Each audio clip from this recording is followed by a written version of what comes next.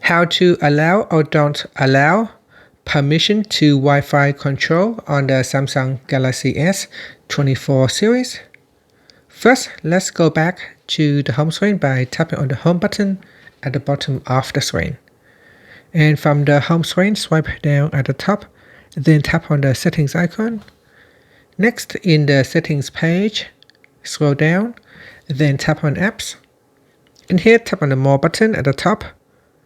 Then from the pop-up, tap on special access. After that, scroll down and tap on Wi-Fi control. Now in the list of apps, tap on the toggle button to allow or don't allow access to Wi-Fi control on the Samsung Galaxy S24 series. Finally, tap on the home button to return back to the home screen. Thank you for watching this video. Please like and subscribe to my channel for more videos.